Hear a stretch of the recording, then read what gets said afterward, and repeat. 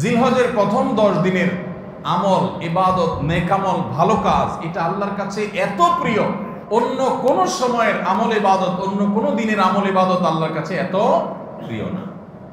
জিলহজের প্রথম দশকের এত মর্যাদা কেন বেশি ভাই? ইসলামের যে মৌলিক ইবাদতগুলো আছে প্রায় সব মেইন সব ইবাদতগুলোর সমাহার এই দশকে আপনি খুঁজে পাবেন, এমনকি রমজানেও পাবেন না সব। এই দশক যে মর্যাদার দশক যায়, ফজিলতের দশক যায়, ইবাদতের দশক যায়, জিকিরের দশক যায়, তাকবীরের দশক যায়, নফল রোজার দশক যায়, ধারণাই নেই আমাদের।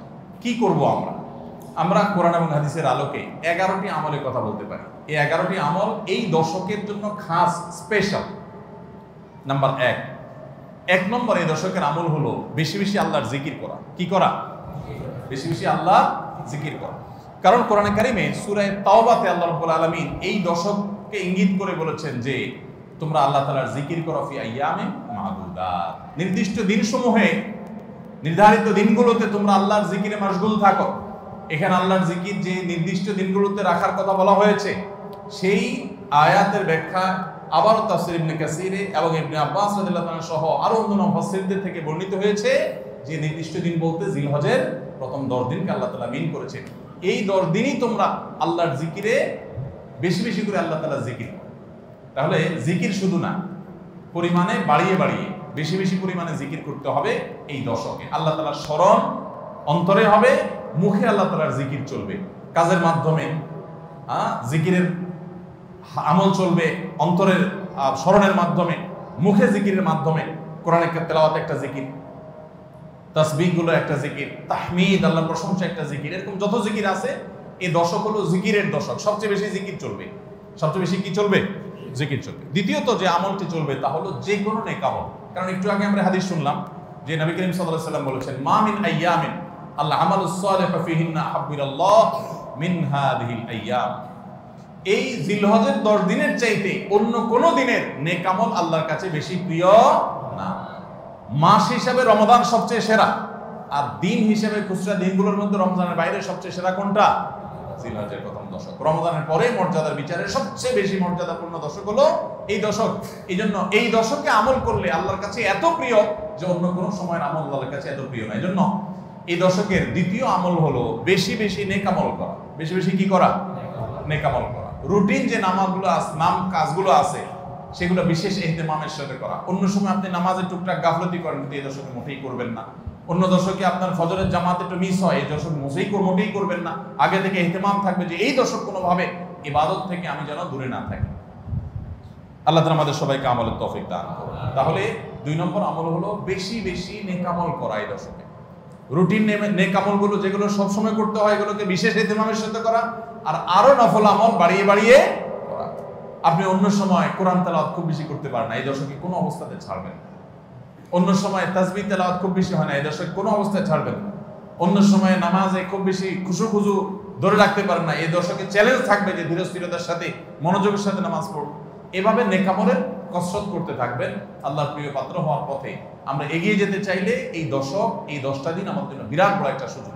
আল্লাহ আমাদের সবাইকে তৌফিক দান করুন। 3 নম্বর এই দশকের করণীয় হলো সকল গুনাহ থেকে অন্য সময়ের চাইতে এই সময়টাতে বেঁচে থাকার জন্য বেশি সচেষ্ট থাকা। গুনাহ তো 12 মাসই আমরা করব না, কিন্তু এই দশক গুনাহ না করার ব্যাপারে চেষ্টাটা একটু বেশি থাকবে। কারণ আপনারা সূরা তাওবার একটা আয়াত শুনেছেন, আল্লাহ রাব্বুল আলামিন সম্মানিত 4 মাসের আলোচনা করে বলেছেন যালিকাদ দীনুল কাইয়্যিম ফালা তাজলিমু ফিহিন্না আনফুসাকুম। এই সম্মানিত মাসগুলোতে তোমরা নিজের প্রতি নিজে অবিচার করিও না। ভাইরা আমার, তার মানে যেই সময়টাতে আল্লাহর নৈকট্য লাভের সুযোগ, ওই সময়টাতে যদি কেউ পাপাচারে লিপ্ত হয়, এর চেয়ে পাপিষ্ঠ আর কে আছে? এই জন্য আল্লাহ রাব্বুল আলামিন আমাদেরকে দরদের সাথে বলছেন, ভাষা খল খেয়াল করেন, ফালা তাজলিমু ফিহিন্না আনফুসাকুম, তোমরা নিজের পায়ে নিজে কুঠারাঘাত করিও না। এই 10 দিন না, শুধুমাত্র এই পুরো সম্মানিত 4 মাস, সম্মানিত 4 মাসের ভিতরে টানা 3টা মাস চলছে, জিলকদ, জিলহজ, মুহররম, আরেকটা হলো রজব মাস, রমজান আগের মাস। তাহলে সম্মানিত 4 মাসের মধ্যে এই 10টা দিন আবার বিশেষ মর্যাদাবান। অতএব এই আয়াতটা এখানে আরো বেশি ফিট হবে, অর্থাৎ পাপাচার থেকে বাঁচার জন্য আলাদা কসরত থাকবে। অন্য সময় আমি গুনাহের কাজ করলেও এই দশকে কোনো অবস্থাতে আল্লাহর নাফরমানি করব না। আল্লাহ আমাদের সবাইকে বেঁচে থাকার তৌফিক দান করুন। ভাইরা আমার, তাহলে 3 নম্বর আমল আমরা পেয়ে গেলাম। 4 নম্বর আমল হলো যাদেরকে আল্লাহ তাআলা সামর্থ্য দিয়েছেন, তারা হজ করবেন। এই দশক হজের আমলের মাস, আমলের দশক, এই দশকেই তো হজ হবে। অতএব যাদের তৌফিক দিয়েছেন আল্লাহ তাআলা, তারা কি করবেন? হজ করবেন। এটা এই দশকের আমল। এটা হলো 4 নম্বর আমল। 5 নম্বর আমল হলো যাদেরকে আল্লাহ সামর্থ্য দিয়েছেন তারা এই দশকে কোরবানি করবেন। কারণ কোরবানি এমন একটা আমল, নবী করিম সাল্লাল্লাহু আলাইহি সাল্লাম মদিনা হিজরত করেছেন, এরপর থেকে প্রতি বছরে তিনি কি করেছেন? কোরবানি করেছেন। আল্লাহ নির্দেশ করেছেন, ফাসাল্লি লিরাব্বিকা ওয়ানহার, তুমি তোমার রবের নির্দেশ পালনার্থে নামাজ আদায় করো এবং কোরবানি করো। এই জন্য ঈদুল আজহা অর্থাৎ এই জিলহজের প্রথম দশকের শেষ দিন অর্থাৎ 10ম দিনে কোরবানির আমলটা করা, এটা যাদের সামর্থ্য আছে তাদের জন্য প্রযোজ্য। এই দশকের একটা আমল হলো কি করা? কোরবানি করা। কয়টা আমল গেল? 5টা। 6 নম্বর হলো যাদের কোরবানি করার ইচ্ছা আছে তারা জিলহজের চাঁদ ওঠার আগে আগে জিলকদ মাসের শেষ দিনের মধ্যে তাদের হাতের নখ, চুল, গোফ, অবাঞ্ছিত লোম এগুলো সব কেটে পরিষ্কার করে ফেলবেন এবং এই দশক আর সেগুলোতে হাত দিবেন না।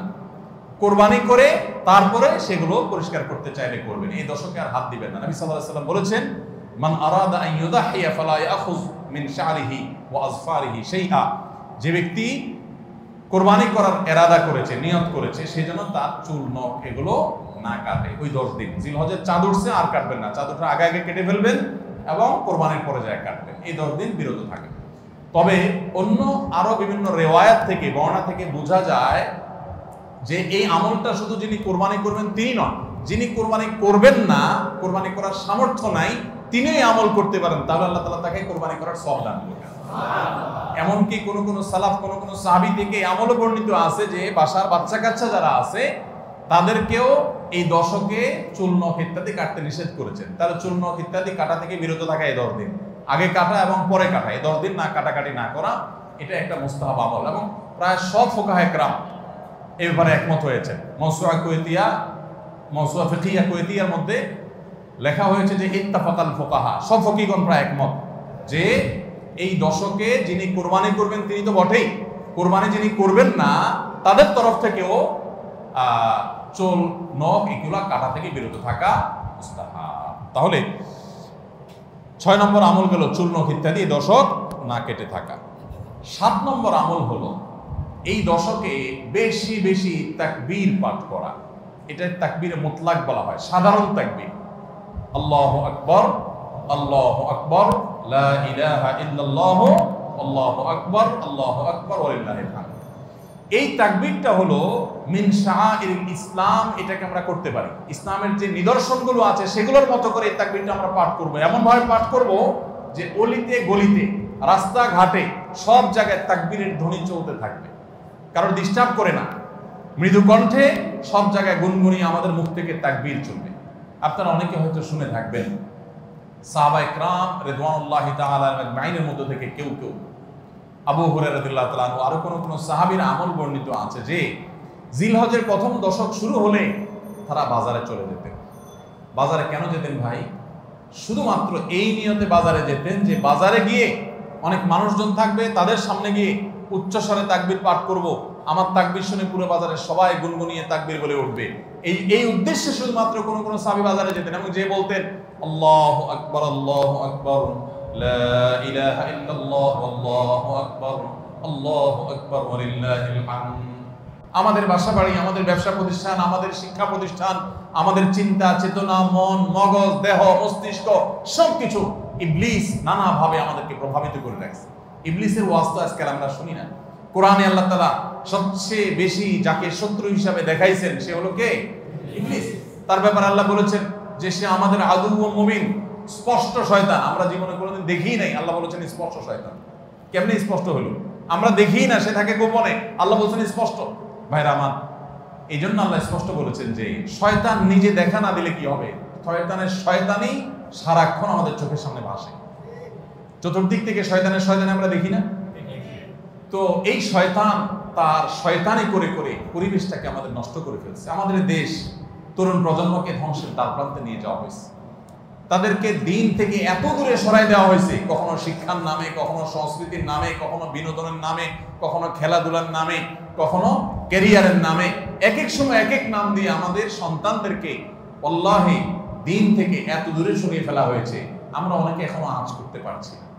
ভয়াবহতা কোথায় গিয়ে ঠেকেছে অনেকে অনুমান করতে পারছি না। সমাজ থেকে শয়তানের এই সমস্ত শয়তানির প্রভাব দূর করবার জন্য জিলহজের প্রথম দশকে অলিতে গলিতে রাস্তাঘাটে বাসা বাড়িতে ব্যবসা প্রতিষ্ঠানে সব জায়গায় তাকবীর ধ্বনি উচ্চারিত করতে থাকেন। এই তাকবীর ধ্বনি নীরবে না, সশব্দে, সশব্দে বলতে মানুষকে ডিস্টার্ব করে না, যতটুকু মানুষ সহনীয় হয় মৃদু কণ্ঠে এই তাকবীর গুনগুনিয়ে আমরা গাইতে থাকবো, আওয়াজ করে করে বলতে থাকবো, সর্বত্র এটি ধ্বনিত হতে থাকবে। এই আন্দোলনটা আমার প্রত্যেকটি একটু করতে হবে। রাজি আছি তো ইনশাআল্লাহ?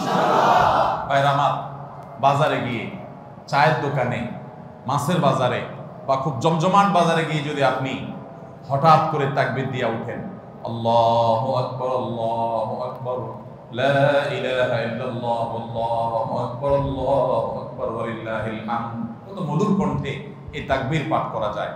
আল্লাহু আকবার, আল্লাহু আকবার, আল্লাহ সবচেয়ে বড়, আল্লাহ সবচেয়ে বড়, লা ইলাহা ইল্লাল্লাহ, আল্লাহ ছাড়া সত্যিকারের কোনো মাবুদ নাই, লা ইলাহা ইল্লাল্লাহ, আল্লাহু আকবার, আল্লাহ বড়, ওয়া লিল্লাহিল হামদ, আল্লাহ বড়, আল্লাহ বড় এবং তার জন্য সমস্ত প্রশংসা।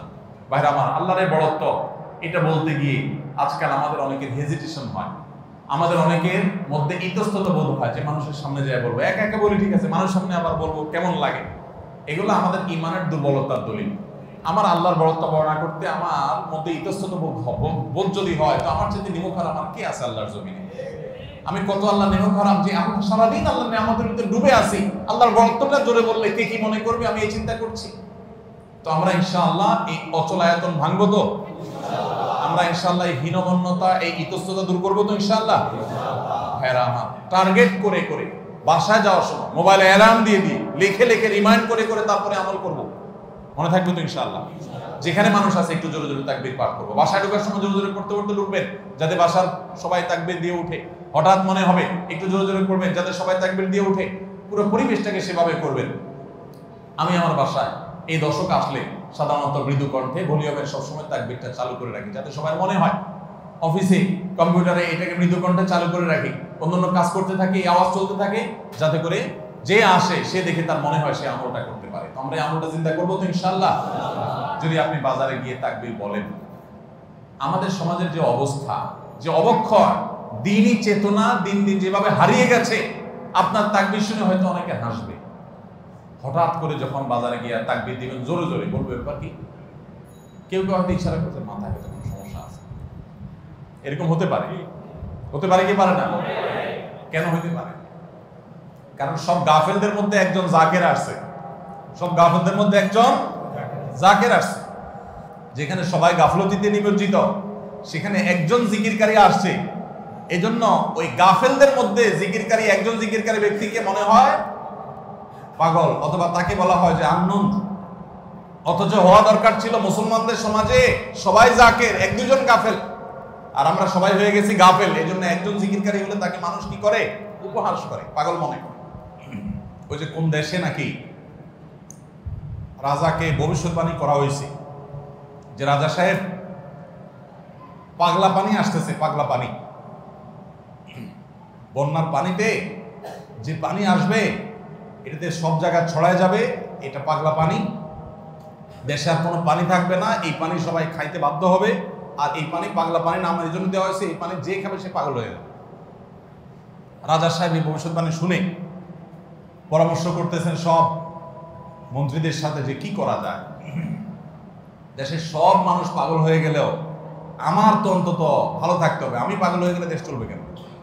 তো সবাই বলতে দিচ্ছে রাজা সাহেব এক কাজ করেন, তাহলে আপনার রাজ বাড়িতে বেশি করে পানি স্টক করে রাখেন, যে পাগলা পানি যখন আসবে, সাধারণ পানি যখন থাকবে না, ট্যাঙ্কিতে আপনার বাসায় পর্যাপ্ত পানি থাকবে, 1-2 মাস চলবে। তো অন্তত আপনি ওই পানিগুলো খেয়ে ভালো থাকলেন, জনগণ সব পাগল হয়ে গেল, আপনি একটু সামলালেন। তো বুদ্ধি অনুযায়ী রাজা সাহেব সব পানির ব্যবস্থা রাখছে এবং বিরাট পানির ট্যাঙ্কি ভরে ফেলছে। ভরার পর এবার সেই পানির ট্যাঙ্কির পানি রাজা সাহেব এবং তার ফ্যামিলির লোকজন খাইছে এবং যথারীতি জনগণ ওই পাগলা পানি খায় সব পাগল হয়ে গেছে। আর পাগল হয়ে সব কাপড় চোপড় খুলে ফেলছে।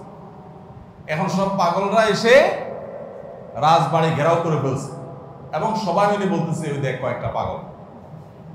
কারণ এগুলোর পরনে কাপড় আছে, এগুলো মাথা নষ্ট হয়ে গেছে, এটা পরনে কাপড় পরে রয়েছে কেন?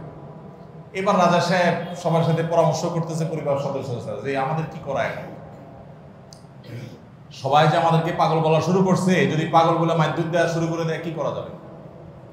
তখন এবার সবাই বুদ্ধি করলো পরিবারের লোকেরা যে তাহলে এক কাজ করা যাক, যে সমাজে সব পাগল থাকে সেখানে আসলে সুস্থ থাকাটা দোষের, আমরাও চলেন পাগলা পানি খায় পাগল হয়ে যাই। এবার তারাও পাগলা খানি খায় পাগল হয়ে গেছে, এবার পাগলে পাগলে মিলছে, আর অসুবিধা হয়নি। এই সমস্ত গল্প হয়তো এর কোনো বাস্তবতা নাই, কিন্তু এই গল্প বলার উদ্দেশ্য হলো যে যেই সমাজে মানুষ সব গাফেল হয়ে যায়, ফাসেকের পরিমাণ বেশি হয়ে যায়, সেই সমাজে একজন বাজারে গিয়ে যখন আল্লাহু আকবার তাকবীর ধ্বনি দিবে, তখন তাকে কিছু লোক পাগল বলাটা সমাজের মানুষের পাগল হওয়ার দলিল। পাগল হওয়া বলতে ফাসেক হয়ে যাওয়া, আল্লাহর জিকির থেকে দূরে সরে যাওয়ার দলিল। কেন বাজারে যায় যদি কেউ একটু গেয়ে উঠে, মনের সুখে কোনো একটা গান গেয়ে উঠে, তাকে তো কেউ অসুস্থ মনে করে না। তাহলে জিকির ক্ষেত্রে এরকম কেন হয়? আপনি যদি বাসে উঠেন, উঠে বলেন আল্লাহু আকবার লা ইলাহা ইল্লাল্লাহ আল্লাহু আকবার ওয়ালিল্লাহিল হামদ, প্রথম কারোর কাছে আনিজি লাগতে পারে। উঠার পর যদি আরেকজন পড়েন, বলবে যে ভাই হাতে কোনো ব্যাগ ট্যাগ তো দেখা যাচ্ছে না, কিছু বেচবে নাকি, অকার টকার নেই কোনো। আপনি যদি তখন সুন্দর করে যারা অবাক হয়ে তাকাবে তাদের যদি বলেন ভাই এই দশকে আমাদের নবীজি বেশি বেশি করে উচ্চস্বরে তাকবীর পাঠ করতে বলেছেন, আপনারা তো সবাই মুসলমান, আপনাদের সবাইকে স্মরণ করানোর জন্য আমি জোরে জোরে করছি, আপনারা কেউ মনে কিছু নিয়েন না, বাস আলহামদুলিল্লাহ, তাইলে কেচ্ছা কত। তো আমরা এই আমলটা করবো তো ইনশাআল্লাহ, কঠিন আমল, কিন্তু এটাকে জিন্দা করতে পারলে সমাজে সর্বত্র যখন তাকবীরের ধ্বনি ভাসতে থাকবে শয়তান পালা যাবে ইনশাআল্লাহ সমাজ থেকে। ঘরে যখন সারাদিন তাকবীর ধ্বনি ভাসতে থাকবে শয়তান পালা যাবে। আল্লাহ আমাদের সবাইকে আমলের তৌফিক দান করুন। জিলহজের প্রথম দশকে এই আমলটা সম্পর্কে নবী করিম সাল্লাল্লাহু আলাইহি ওয়াসাল্লামের ভাষ্য খেয়াল করেন। তিনি বলেছেন ফাকফিরু ফীহিন্না মিনাত তাকবীরি ওয়াত তাহলিলি ওয়াত তাহমিদ। জিলহজের প্রথম দশক যখন শুরু হয় তোমরা বেশি বেশি করে তাকবীর পড়ো, বেশি বেশি করে তাহমিদ পড়ো, বেশি বেশি করে তাহলিল পড়ো, অর্থাৎ আল্লাহু আকবার লা ইলাহা ইল্লাল্লাহ আল্লাহু আকবার লিল্লাহিল হামদ, এটা বেশি বেশি করে পাঠ করো, নবী সাল্লাল্লাহু আলাইহি ওয়াসাল্লাম নির্দেশ করেছেন। তাহলে কয় নম্বর আমল গেল? 7 নম্বর আমল, বেশি বেশি করে তাকবীর তাহমিদ তাহলিল পড়া। 8 নম্বর আমল হলো এই তাকবীর তাহমিদ তাহলিলটাই বিশেষভাবে পড়া। 7 নম্বরটা হলো সাধারণভাবে রাত দিন যতক্ষণ পারেন বেশি বেশি পড়বেন, কোনো সময় ফিক্স নাই, এবং 10 দিন ফুল। আর 8 নম্বর আমল হলো এই তাকবীরটাই নির্দিষ্ট সময় নির্দিষ্ট দিনগুলোতে বিশেষভাবে পড়া। সাধারণভাবে তো পড়বেনই, আর বিশেষভাবে পড়বেন। বিশেষভাবে কখন? আইয়ামে তাশরিকে। আইয়ামে তাশরিক কাকে বলা হয় ভাই?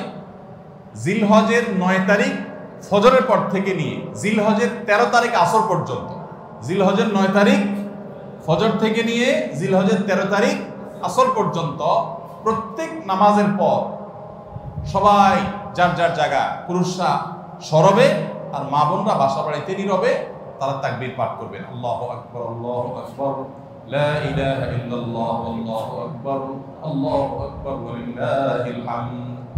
প্রত্যেক নামাজের পরে একা একা পড়েন আর জামাতে পড়েন, সর্বাবস্থায়। জামাতে পড়লে ইমামের সাথে তাল মিলায় পড়তে হবে জরুরি না, প্রত্যেকে যার যারটা শেষে পড়বেন। মনে থাকবে তো ইনশাআল্লাহ। তাহলে 8 নম্বর আমল হলো আইয়ামে তাশরিক, অর্থাৎ জিলহজের 9 তারিখ থেকে 13 তারিখ পর্যন্ত প্রত্যেক নামাজের পরে তাকবীরগুলো জোরে জোরে পাঠ করতে থাকবো ইনশাআল্লাহ। 9 নম্বর আমল হলো জিলহজের 1 তারিখ থেকে 9 তারিখ পর্যন্ত এই 9 দিনই নফল রোজা রাখা। এই 9 দিনই নফল রোজা রাখা। এই 9 দিন নফল রোজা রাখা সম্পর্কিত একটা হাদিস পাওয়া যায়, এবং এই 9 দিনের নফল আমল সম্পর্কে মওসুআ ফিকহিয়া কুয়েতিয়া, কুয়েত থেকে প্রকাশিত ফিকহ বিশ্বকোষ, সেখানে বর্তমান সময়ের সবচাইতে অথেন্টিক ফতোয়ার কিতাবগুলোর মধ্যে থেকে, প্রসিদ্ধ কিতাবগুলো থেকে একটা, ফতোয়ার কিতাবগুলো থেকে মওসুআ ফিকহিয়া কুয়েতিয়া, সেখানে লেখা হয়েছে যে ইত্তাফাকাল ফুকাহা, সমস্ত ফকিহগণ এবারে একমত যে জিলহজের 1 তারিখ থেকে 9 তারিখ পর্যন্ত এই 9 দিনই রোজা রাখা মুস্তাহাব। এই 9 দিন রোজা রাখা মুস্তাহাব। বিভিন্ন বর্ণনায় এটি প্রমাণিত হয়, যদি সে বর্ণনাগুলো কোনটা সনদি মুহাদ্দিসরা একটু আপত্তি তুলেছেন, কিন্তু ফুকাহা কেরাম এ ব্যাপারে রেকমেন্ড করেছেন যে এই 9 দিন রোজা রাখা মুস্তাহাব। যেহেতু জিলহজের প্রথম 10 দিনের পুরো 10 দিনই ইবাদত আল্লাহর কাছে প্রিয়, অতএব নফল আমল, রোজাও একটা নফল আমল, সেই হিসাবে রোজাটা অটোমেটিকও চলে আসে। এজন্য 9 নম্বর আমল হলো জিলহজের 1 থেকে 9 তারিখ পর্যন্ত এই দিনগুলো কি করা? রোজা রাখা। 10 নম্বর আমল হলো স্পেশালি বিশেষভাবে আরাফার দিনে অর্থাৎ জিলহজের 9 তারিখে রোজা রাখা। জিলহজের 9 তারিখে কি করা? রোজা রাখা। প্রথম 9 দিন সাধারণ, আর বিশেষভাবে 9 তারিখের গুরুত্ব আরো বেশি, কারণ নবী করিম সাল্লাল্লাহু আলাইহি ওয়াসাল্লাম বলেছেন সিয়াম ইয়াউমি আরাফা আহতাসিবু আলাল্লাহি আন ইউকাফিরা আস-সানাতাল্লাতী ক্বাবলাহা ওয়াল্লাতী বা'দাহা। আরাফাত দিনের রোজা অর্থাৎ জিলহজের 9 তারিখের রোজা, এই রোজা সম্পর্কে আল্লাহর কাছে আমার ধারণা, আল্লাহর প্রতি নবী সাল্লাল্লাহু আলাইহি ওয়াসাল্লাম বলছেন যে আমার ধারণা যে এই রোজার বিনিময়ে আল্লাহ তাআলা 1 বছর পূর্বের আর 1 বছর পরের অর্থাৎ আগামী 1 বছর এবং গত 1 বছরের গুনাহ আল্লাহ তাআলা মাফ করে দিবেন। আমরা এই পর্যন্ত যত ফজিলতের কথা শুনেছি, পিছনে গুনাহ মাফ করে দিবেন, গত 1 বছর গুনাহ মাফ করে দিবেন, সারাদিন গুনাহ মাফ করে দেওয়া হবে, এরকম বিভিন্ন হাদিস আমরা শুনেছি। কিন্তু এরকম কোন হাদিস কেউ হয়তো আমরা এই হাদিস ছাড়া আরেকটা হাদিস শুনি নাই যে 1 বছর অগ্রিম গুনাহ মাফ করবেন। যদি আল্লাহ তাআলা কাউকে হায়াত দেন তিনি 1 বছরের গুনাহ মাফ পেয়ে যাবেন। কোন কোন হাদিস বেত্তাগণ বলেন যে হাদিসের মধ্যে ইশারা পাওয়া যায় যে কেউ যদি আরাফাতের রোজা রাখার তৌফিক পায় হয়তোবা আগামী 1 বছর হায়াত পাওয়ার তৌফিক হবে তার। যদিও এটা জাস্ট একটা ব্যাখ্যা, এটা এমন না যে হাদিসে বলা হয়েছে আলাদা গ্যারান্টি দিয়ে, এরকম না। অতএব ব্যত্যয় ঘটলে করতে পারে। কথা বুঝে আসছে ভাই? তো এই জন্য এই আরাফাত দিনের রোজা এটা আমরা মিস করবো না ইনশাআল্লাহ। তাহলে 10 নম্বর আমল হলো জিলহজের 9 তারিখের রোজা। 11 নম্বর আমল হলো ঈদুল আজহার সমস্ত সুন্নাতগুলো আমল করা। ঈদুল আজহার অনেকগুলো সুন্নাত আছে না, এই সুন্নাহগুলো সবগুলো আমল করা।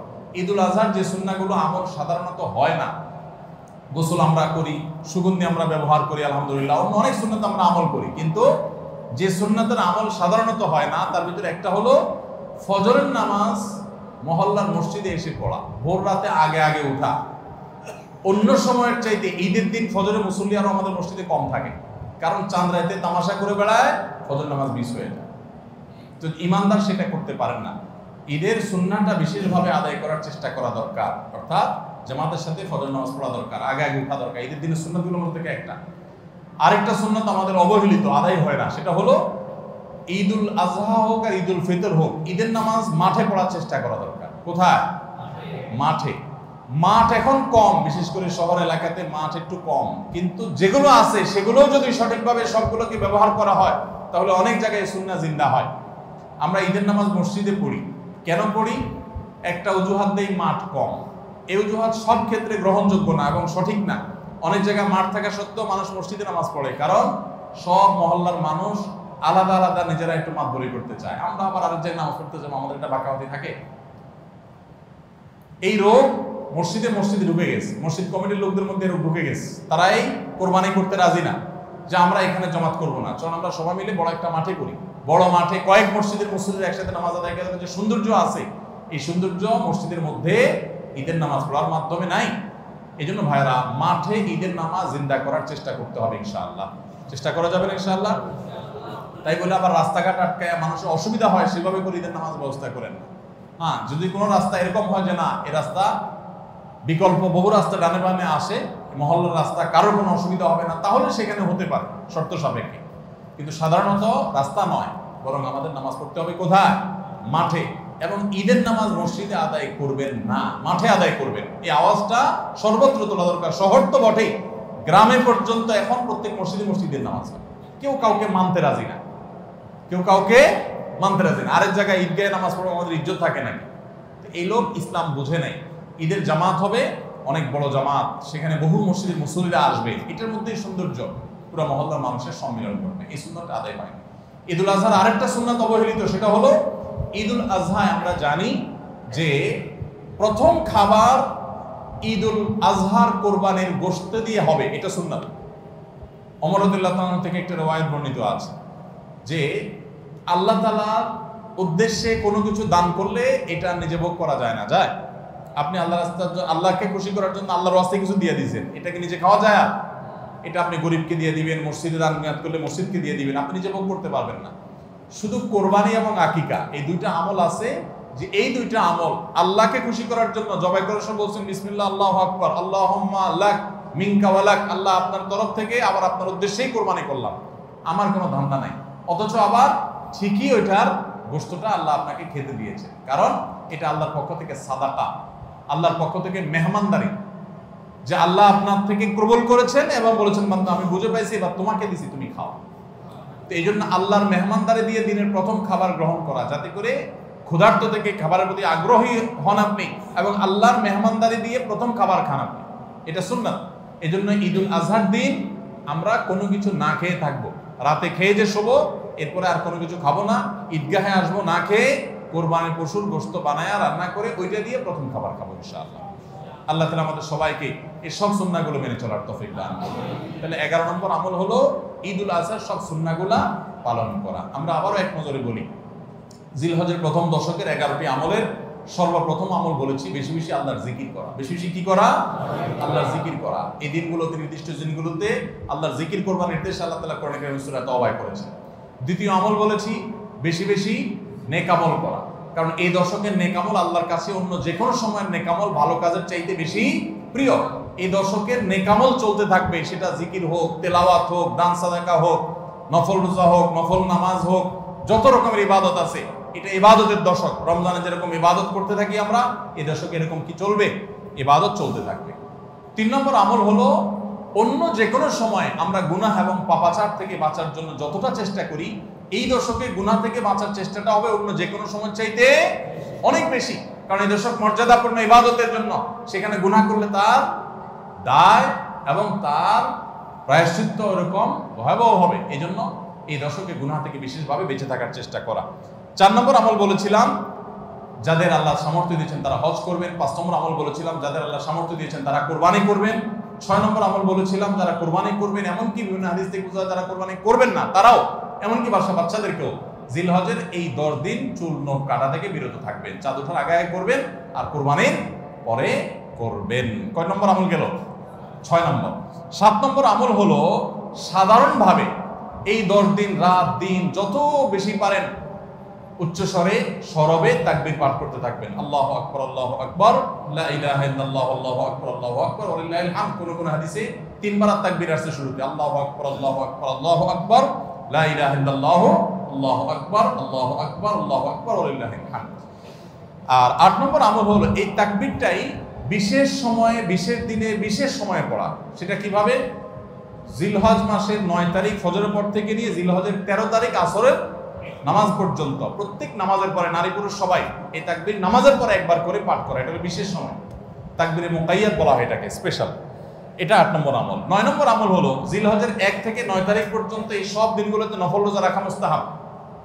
10 নম্বর আমল হলো জিলহজের 9 তারিখ আরাফার দিনে রোজা রাখা আলাদা স্পেশাল সওয়াবের কাজ। 1 বছর আগের এবং 1 বছর অগ্রিম পরের গুনাহ মাফ আল্লাহ তাআলা করে দেন, অর্থাৎ সগীরা ছোট গুনাহ আল্লাহ তাআলা মাফ করে দেন, বড় গুনাহ থেকে তওবা করলে সেগুলো মাফ পাওয়া যাবে। আর 11 নম্বর আমল হলো যে ঈদের দিনে যত সুন্নাহ আছে সব সুন্নাহগুলো সঠিকভাবে পালন করব। আল্লাহ রাব্বুল আলামিন আমাদের সবাইকে জিলহজের এই 10 দিনের ফজিলত এবং মর্যাদা প্রতি মুহূর্তে স্মরণ করার তৌফিক দান করুন। আমিন। এই দশক যে মর্যাদার দশক যায়, ফজিলতের দশক যায়, ইবাদতের দশক যায়, জিকিরের দশক যায়, তাকবীরের দশক যায়, নফল রোজার দশক যায়, ধারণাই নাই আমাদের, মনেই থাকে না। অনেক মানুষ আছে জিজ্ঞেস করলে ভাই তার হাবভাব দেখলে রুটিনের ভিতরে কোনো পরিবর্তন নাই। অন্য সময় ফজরে গাফলতি, এই দশকেও গাফলতি। আরে ভাই রমজান মাসে তো মানুষ বেনামাজিও নামাজ পড়ে, মাশাআল্লাহ, ঠিক না ভাই? ঠিক। যে লোক বখিল সেও টুকটাক দান করে, যে কখনো মসজিদে আসে না সেও মসজিদে আসে, যে কোরআন ছুঁয়ে দেখে না সেও একটু কোরআন ছোঁয়, কারণ রমজান ইবাদতের মৌসুম চলছে। তাহলে জিলহজের প্রথম দশকে এরকম ইবাদতের ছিটাফোঁটা, ইবাদতের কোনো আবহ, ইবাদতের কোনো পরিবেশ, ইবাদতের কোনো আলামত, এর কোনো আপনার চিহ্ন আমাদের সমাজে, আমাদের পরিবারগুলোতে দেখা যায় না। তাহলে এই দশক ইবাদতের অত্যন্ত ফজিলতপূর্ণ দ্বিতীয় বৃহত্তর মৌসুম হওয়া সত্ত্বেও অবহেলিত দশক, অজানা দশক। এই আমলগুলো হারিয়ে যাচ্ছে সমাজ থেকে। এগুলোকে জিন্দা করবো তো ইনশাআল্লাহ। আমরা সবাই এক একজন যার যার দায়িত্বে কমপক্ষে 5 জন মানুষকে আমরা সচেতন করবো ইনশাআল্লাহ। ঠিক আছে তো ইনশাআল্লাহ ভাই? এই বিষয়গুলো আমরা অন্যদের মাঝে শেয়ার করব। আমরা আমাদের ফাউন্ডেশন থেকে যে লিফলেট করেছি আপনারা নিজের উদ্যোগেও করে নিতে পারেন। আপনারা চাইলে আমাদের ফাউন্ডেশনের যে কেউ গেলে যতগুলো কপি লাগে আপনারা নিয়ে নিতে পারবেন, আপনার মসজিদগুলোতে আপনারা বিতরণ করবেন। রাস্তা রাস্তা দোকানে দোকানে হেঁটে হেঁটে মানুষকে হ্যান্ডবিল দিবেন এবং মানুষকে বলবেন ভাই একটু পড়ে দেখবেন এবং আমল করবেন। যদি আমরা এই আমলটা সমাজে চালু করতে পারি আমরা সাকসেস ইনশাআল্লাহ। চেষ্টা করা যাবে তো ইনশাআল্লাহ। প্রত্যেকে যার যার মহল্লায় গলিতে গলিতে তাকবীরের ধ্বনি চালায় রাখবেন এবং তাকবীরের ধ্বনি শুরু করবেন এবং যুবকরা প্ল্যান করে করে তাকবীর পাঠ করবেন। আবার তাকবীরের নাম দিয়ে মানুষকে ডিস্টার্ব করেন না। মিছিল করতে করতে আল্লাহু আকবার আল্লাহু আকবার দিতে দিতে গেলেন, মানুষ মোবাইলে কথা বলতে পারলো না, এই ডিস্টার্ব আবার করা যাবে না, খবরদার। ইসলাম আমাদেরকে ব্যালেন্স শিক্ষা দিয়েছে, কোনো আমল করতে গিয়ে কাউকে কষ্ট দেওয়া যাবে না। সবাই চেষ্টা করবো তো ইনশাআল্লাহ। আল্লাহ তাআলা আমাদের সবাইকে আমলের তৌফিক দান করুন। জাযাকুমুল্লাহ। আমাদের মা বোনেরা বেশিরভাগই বসে বসে নামাজ আদায় করেন, তাদের কি নামাজ হবে? মা বোনরা কতটা বসে বসে নামাজ আদায় করেন আমি জানি না, তবে অনেক পুরুষদেরকে দেখি যে আমরা চেয়ারে বসে তারা নামাজ আদায় করেন। একান্ত আপনার সেরকম শরিয়াত আপনার অ্যালাউ করতে পারে সে পরিমাণ মাজুর হওয়া ছাড়াও, তো মা বোন হোক আর পুরুষ হোক, যে কেউ হোক, সুস্থ সবল থাকা অবস্থায়ও তিনি যদি বসে বসে ফরজ নামাজ আদায় করেন তার নামাজ হবে না। আর যদি নফল নামাজ পড়েন বসে বসে তাহলে নামাজ হয়ে যাবে, সওয়াব কম হবে। আর যদি অসুস্থতার কারণে বসে পড়েন তাহলে সেক্ষেত্রে সওয়াবও কম হবে না, নামাজও হয়ে যাবে ইনশাআল্লাহ। তার মুসিবতের একটা দোয়া আছে, দোয়াটি হলো আল্লাহুম্মা জুরনি ফি মুসিবাতি ওয়াখলুফনি খায়রাম মিনহা। আপনার ওয়াজে শুনেছি জুরনি, কিন্তু মাঝে মাঝে কিছু ভিডিওতে দেখি আজিরনি লেখা থাকে। এখন আমার প্রশ্ন হলো এখানে জুরনি হবে নাকি আজরনি হবে? দেখুন, আল্লাহুম্মা আজুরনি জীবনের উপর পেশ, এইভাবেই মূলত এই দোয়াটি রয়েছে। তবে আজরিনি পড়লেও সেটার অর্থ ফিট হয় এবং সেটা বিশুদ্ধ। আল্লাহুম্মা আজুরনি এটাই আপনার অধিকতর অর্থবহ।